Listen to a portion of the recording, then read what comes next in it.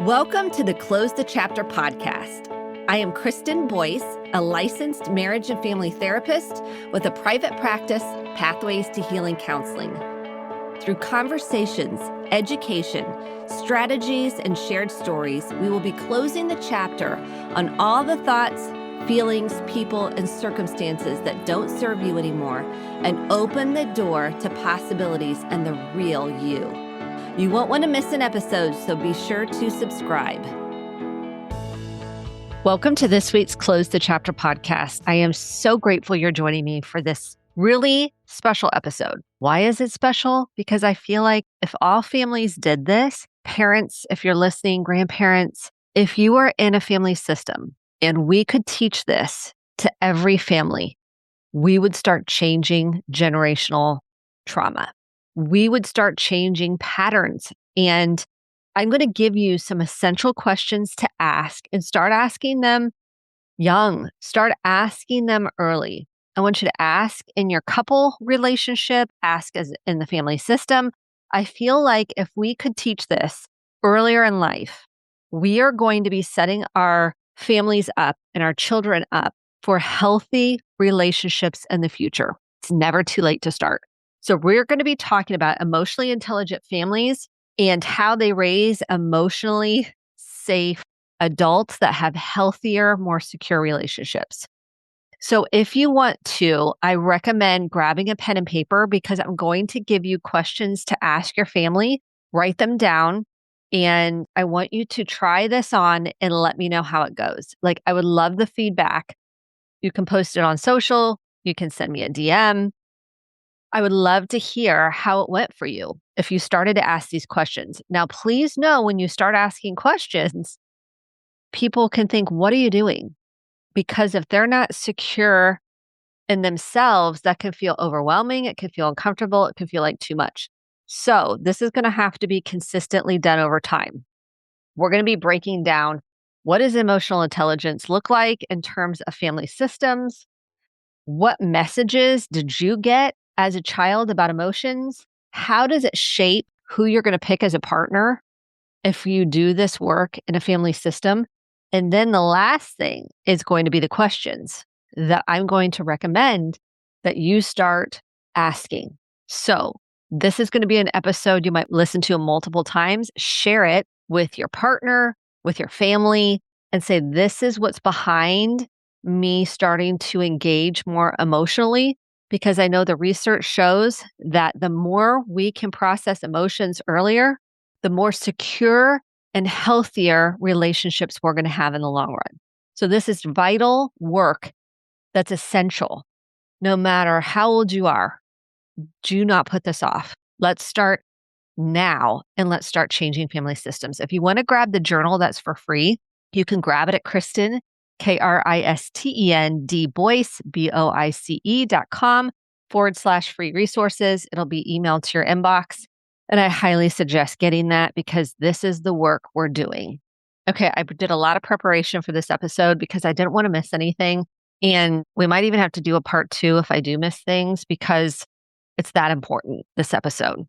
Because children don't just learn family rules in a family system. They learn emotional patterns, relational safety, communication styles, how to regulate their nervous system, what love feels like, if it's okay to be themselves and be authentic.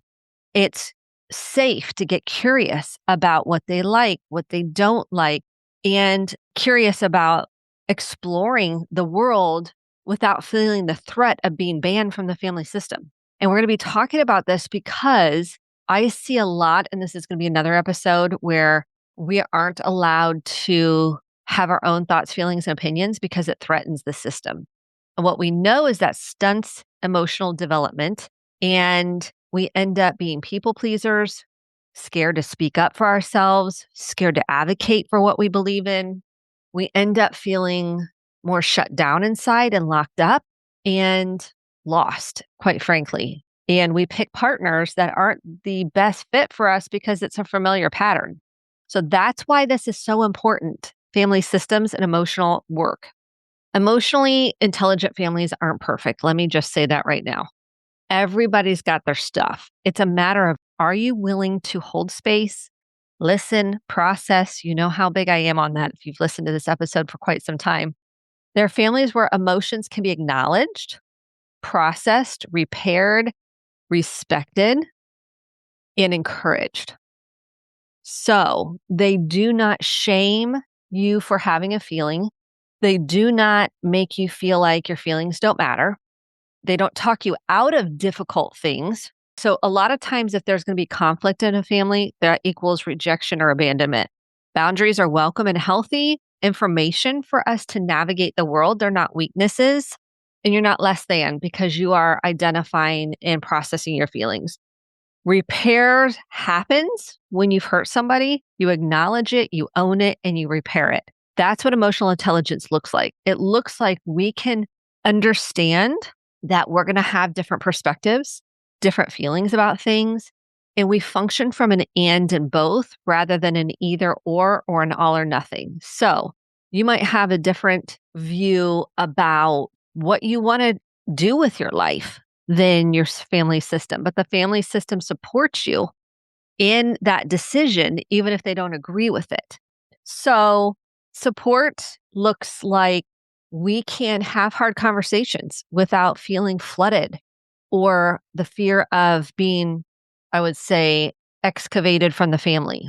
We can express our needs, navigate conflict, tolerate discomfort, and trust connection. And emotionally intelligent family systems model emotional awareness, repair, empathy, compassion, accountability, responsibility, and healthy boundaries. We can own when we hurt someone. We can own when we are dysregulated. We can own when our mood shifts and we might be more irritable or annoyed. We can own if we get upset or intense about something and it hurts another person. We can own that that was hurtful and we can reflect on what we want to change. So, for example, I'll give you a personal example. So, when another family member misinterprets maybe how you're showing up, so maybe you don't think you are intense, or maybe you don't think you are angry or frustrated, but it's coming across like that. So, let's say one of my girls, my daughters, thinks, "Oh, you're really upset at me." And I'm thinking, "I'm not upset at you." But they're giving me information that they are inviting me in to look at, whether they might be having a bad day and it might be filtered through that, or there is something. Maybe I'm showing up a little more intense. I'm showing up maybe not quite myself. And that's important to look at. And I do that through journaling. You can do that through many different things: music, walking. You can do that through talking to a therapist, which I also do. And I'm a big fan of. You can do that in myriad of ways, but it's important to take that feedback and emotionally intelligent. I hate the word intelligent, but emotionally healthy family systems will take that feedback, reflect on it, maybe ask some clarifying questions. Can you help me understand what I was doing that made it seem like I was upset with you? I really want to hear what you have to say. I really am curious about that and I want to work on that. What could I have done differently that could make you feel more seen and understood? So it's important to take feedback. It doesn't mean you have to agree with it and process it and look with it. Okay, that's what emotionally healthy families do. Emotionally unhealthy families will get defensive. They will switch blame, which we all can be guilty of. If you hadn't got mad at me, I wouldn't be so worked up. We want to explain, we want to deflect. Maybe we just avoid the conversation. Maybe we shut down. Maybe we go in another room in the middle of someone telling us something. Maybe we try to put the other person on trial and it's like the judge and jury and you have to prove your case. Maybe you intellectualize yourself out of it and you can't take the feedback. It's important in family systems that you can take healthy feedback. And of course, we need to be regulated when we give feedback because if we are in a situation where we are not in a safe environment where we can express emotions, we'll often hear, "Stop crying. I'll give you something to cry about." No, but like, "Stop crying. It's all going to be fine. Why are you crying?" Like that, those messages do not create safety to feel your feelings. Or it's not that big of a deal. I've been guilty of saying that. Like, it's not that big of a deal. You're going to be fine. That minimizes their experience rather than me saying, tell me more about that. I can imagine that is really scary or overwhelming. I really want to hear more about that. That creates emotional safety. Also, when we grow up in families where you're not able to share how you feel, we can feel like love feels very conditional. Anger is unsafe and dangerous. We don't talk about hard things. Emotions are too much. You're too much. And you have to keep the peace at all costs because you don't want to feel disconnected or not belong in the family system. And it's important because emotional intelligence creates and shapes your adult relationships. Let me say that again. Emotional intelligence creates and shapes your adult relationships. So, if you were raised in an unhealthy, emotionally disconnected family system, again, the struggle will be people pleasing, emotional shutdown, fear of rejection, hyper independence or codependence, conflict avoidant, and you may confuse emotional inconsistency with chemistry because unpredictability feels familiar to your nervous system. That's why we want consistency as much as possible in a family system because it creates the felt sense of safety in your nervous system. So the more consistent you are emotionally, providing that place where they can be real and truthful and authentic with you, the more secure they're going to feel and the more secure partner they're going to pick. So let's look at the signs of emotional intelligence in families. Okay. Emotional regulation was modeled. So you consistently are able to self regulate. That's super important. You can take a breath. You can say, I need a minute to calm myself down. They can see you breathing. They can see you journaling. They can see you reading or listening to podcasts. They can see you putting the work in to break the generational cycles. They can see you and going to therapy. Hey, going to my therapy appointment. They can see you can take the feedback that they're giving you. And the parents take responsibility for their dysregulation, their emotions. The children are not responsible for the parents' feelings and they can do repair work. So they can say, I'm sorry I hurt you. I can see that was really painful for you. Tell me more about that. They can own how they've shown up and the ripple effect that that has caused in the family system. Emotions are named instead of dismissed.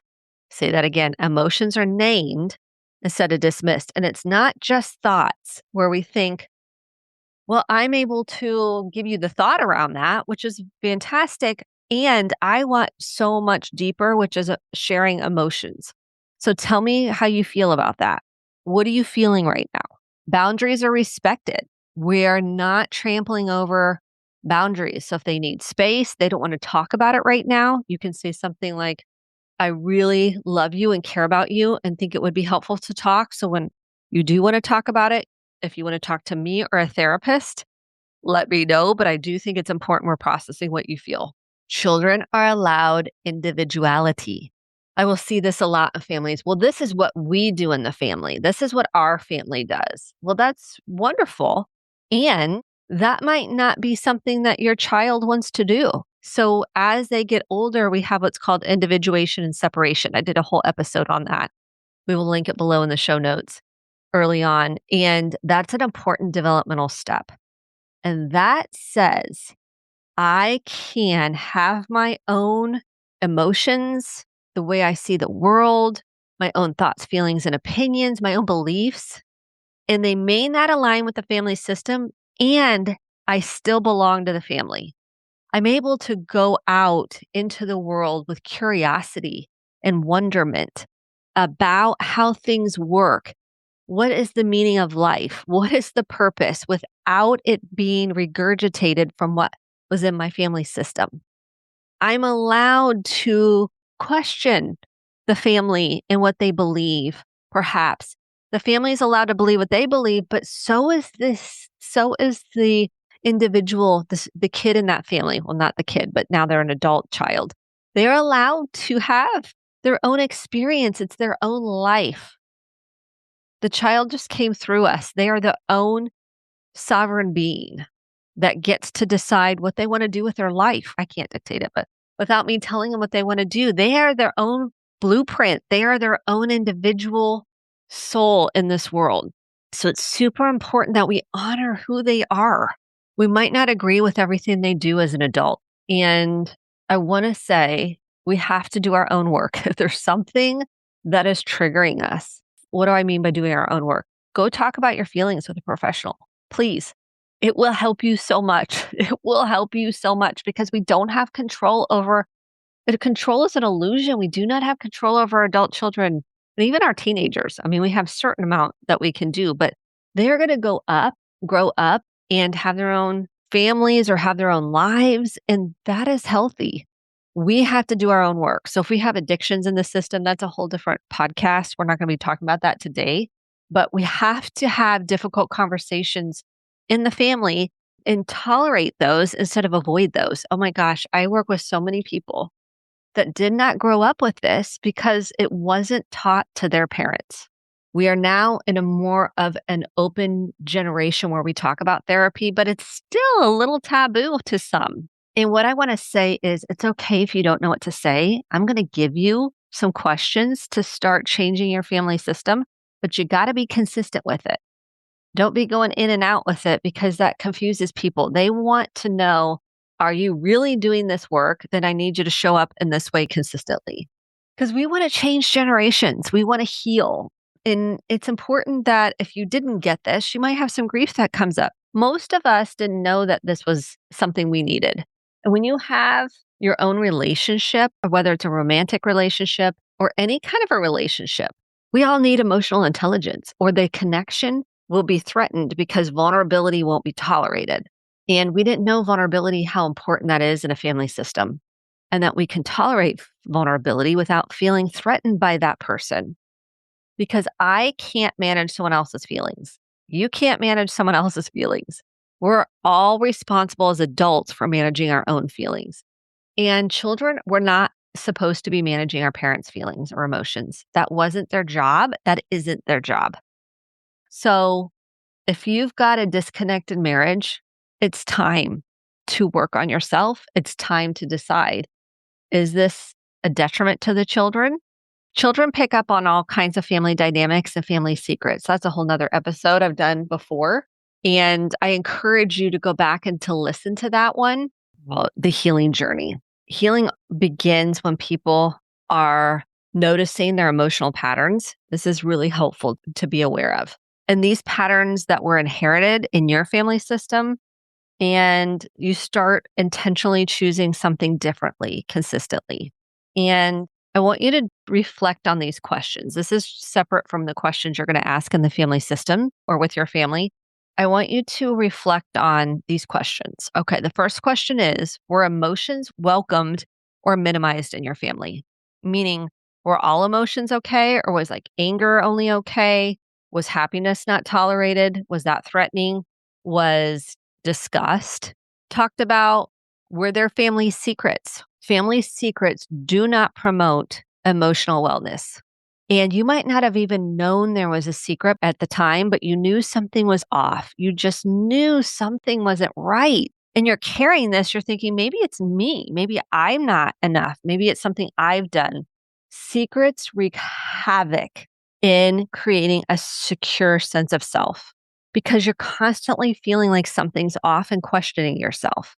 So were there family secrets where like there was maybe a child born, maybe someone was married before, maybe a child was born to a different parent, maybe there were extramarital affairs in the family, maybe there was a death of a child that never got talked about, maybe there was a bankruptcy or money loss or a significant job loss, maybe there was a health crisis like cancer that never was talked about. These secrets affect you not only mentally, emotionally, but also physically because they live in our nervous systems. We're constantly scanning the scene because we feel like something's off. Another question, did conflict feel emotionally safe or emotionally threatening in the family? Most people felt like conflict was emotionally threatening because everyone either cut each other off, there was a lot of distance, there was a lot of anger and resentment, maybe between parents. And that bleeds into the children's nervous system. They are constantly feeling like they're walking on eggshells. Oftentimes, they don't want to be home. They don't want to be around that conflict. They don't want to take that tension into their nervous system, so they want to avoid it. Were you allowed to express your needs openly? So if you had a need, were you allowed to say that, or were you too much? Or was that overwhelming to your parent? Maybe you had a single parent and that was just too much for them. Maybe someone had an addiction and they were not able to, they got angry with you if you brought something up or you expressed their drinking habits or their substance use and they got upset with you. Okay, next question. What emotional patterns do you still carry in relationships today? Do you try to people please? Do you not speak up for yourself because you're afraid of the other partner getting upset? Do you avoid conflict? Are you anxious and try to read the room and control the family dynamics? And what would emotional safety look like for you now? What would emotional safety look like for you now? Would it be to be heard? Would maybe some mirroring, empathy, not trying to fix it, offering emotional support and validation, maybe some compassion? Kind of think about what that would look like for you. Okay, so I'm going to go through the questions one more time. If you have a pen, grab your pen or just rewind this. I'm acting like it's a tape, but you know what I'm saying. You can replay this. Okay. What emotions were welcomed or minimized in your family? Were there any family secrets? And if so, what were they? Did conflict feel emotionally safe or emotionally threatening? Were you allowed to express needs openly? What emotional patterns do you still carry into relationships today? And what would emotional safety look like for you now? So these are the questions that I want you to answer and reflect on. So we can start working on the family system and seeing how did you grow up? And then what are you taking into your current family that you would like to change? So it's important that we do that so we can change that pattern. Okay, now I'm going to get into the questions that parents can ask to create emotional safety in family systems. There's so many, but I narrowed it down to, I was trying to come up with the ones I thought were the most important. I could probably do another podcast episode on this, but I want you to jot these down and we're going to stick with the top ones that I think are the most important. So questions that help children feel seen. And this is kids, adult children, grandchildren. So it can be multiple things. This is what you would ask. Okay. So if you're trying to create more emotional intelligence, a more emotional connection in the family, these are questions that you can ask to start getting the conversation going. Okay. Is there anything weighing on your heart today? Did anything make you feel hurt, embarrassed, left out, or overwhelmed? What do you wish I understood better about you? And what helps you feel safe when you're upset? So is there anything weighing on your heart right now or today? Did anything make you feel hurt, embarrassed, left out, or overwhelmed? You could also throw in rejected if you wanted to, but that kind of can get a little heavy. What do you wish I understood better about you? And what helps you feel safe when you're upset? If you're like, well, how do I even start asking these questions? Say, I'm working on myself. And I realized I grew up in a family where we didn't talk about emotions. That wasn't how we functioned in our family. And I want to be able for you to be able to share how you feel. So then when you go out or in other relationships, you can have deeper, authentic connections and feel safe to do that. If you don't grow up like this, it's hard for you to do it in a relationship. And then you're in my office because we don't know how to talk about things. We don't know how to emotionally connect. And this is a great time to also say, if you want therapy, I'm willing to help you find a therapist. And I really think it could be helpful. So you can process how you feel if you don't want to process it with me. And also, you could also have a therapist too. So that's how I would approach the conversation. Okay. Questions that encourage emotional awareness. So they're starting to kind of get people or helping people to look within emotionally. What do you need most in this moment? I love that question. What do you need most? This is for friends too, or your partner. What helps you calm down when emotions feel big? And what thoughts keep replaying in your mind? Oh my gosh, how many of us have looping thoughts? This is a great one. What thoughts keep replaying in your mind? Like over and over and over, like the loop. Okay, questions that build secure attachment. You can go back and listen to all the attachment episodes we had 2 weeks ago. We had a great one on attachment. Is there anything you've been afraid to tell me? I love this question for your partner and your family, because if they're afraid to tell you something, they're holding in a hidden part that will emerge and activate itself somehow. So we want a safe place to get it all out on the table. How can I support you better right now? That is a great question in general. And I know I kind of said that before, but that one is such a helpful, welcoming question. Do you feel heard during our conversation? Even if you're mirroring back, someone might not feel heard because they're not clear or they're not articulating it clearly and directly. So, like a couple of sentences on how you feel when you're communicating is helpful. What helps you feel most connected to our family? What helps you feel most connected to our family? Are there moments you feel misunderstood? What can we do more of together that you enjoy?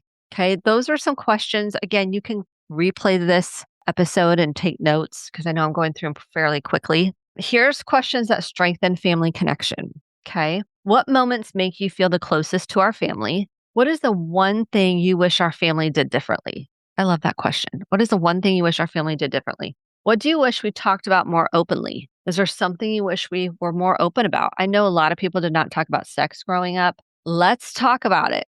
Let's get that on the table. Or we didn't talk about shame. Like, what do you feel shame about? Or what are you afraid to tell me that you're struggling with? Those are things that we didn't talk about in families.